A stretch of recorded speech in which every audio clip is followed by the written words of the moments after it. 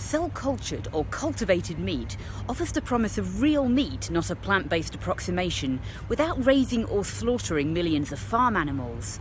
But what challenges do some of the startups in the space face? And when will it come to market? So Higher Stakes is focusing initially on pork. Why is that? So there are many reasons. From a market perspective, the demand is really shooting up, but the supply is under significant threat because of African swine fever. So it's predicted that it might wipe out 1/3 of pork production in China, which is enormous. It's also hit 10 European countries. On top of that, a lot of the antibiotics used are used in pork and poultry. And this is one of the main challenges that we're trying to address is antibiotic resistance. Pork has a ton of processed products that we can start with. Actually, in the US, only 20% of the pork that people consume at home is non-processed, so things like pork chops and all of that. And it's also genetically similar to human. Okay. So that means that it's easier to adapt the work that's been done on the medical side, which is where most of the work has been done. Okay, so what cell types are you using and where are you sourcing them from?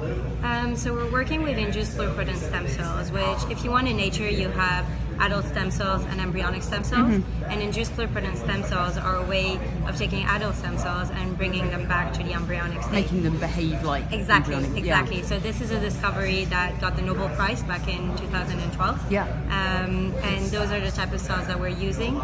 So right now we're sourcing them from various academic groups or commercial sources, but we'll eventually redo as well our own lines that we're able to bring to market. And how do you induce that pluripotency? Do you need to use genetic engineering? We don't. So there are several ways where you can induce the cells.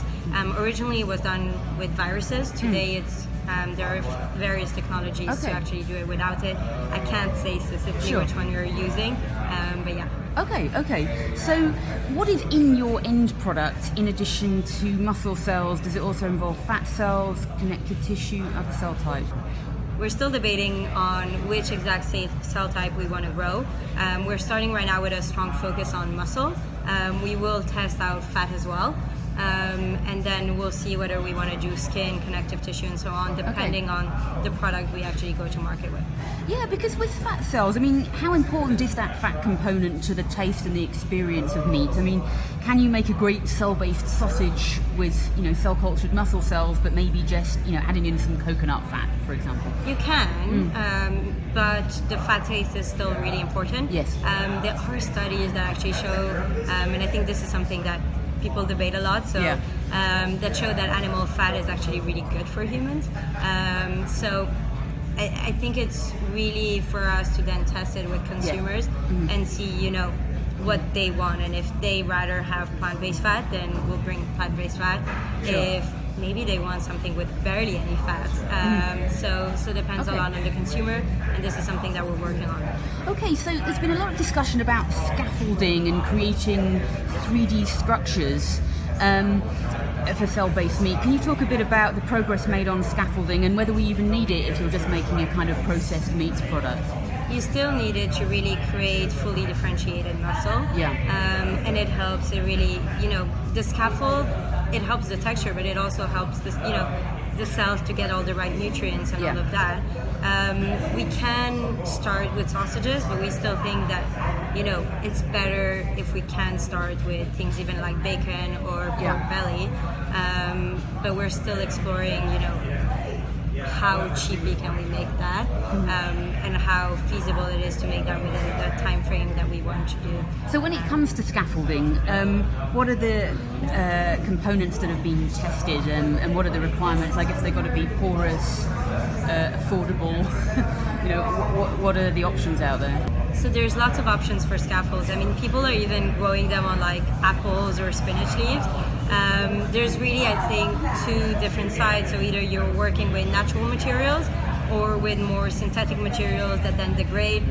Synthetic materials as well can be, non-toxic, and we have a lot of synthetic materials that we eat. So these are kind of the two plans, I would say.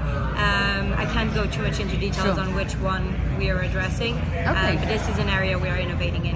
So what kind of progress, so we talked about the scaffolding, what about the growth medium? What kind of progress has been made on finding cost-effective alternatives to fetal bovine soup? So I actually enjoy the way you phrase that, because often people ask, is it feasible to do without fetal bovine serum? And the answer is yes, and people are doing that. Quite a lot of labs are actually moving to chemically defined mediums. The difficulty is really doing this in a cost-effective way and doing it in a way where the cells, grow as fast. And this is something that is still, under progress. We managed to grow the cells without fetal bovine serum, but we're still working on getting cost-effective. Okay. ways. So throughout this interview, I've been using the term cell-cultured meat.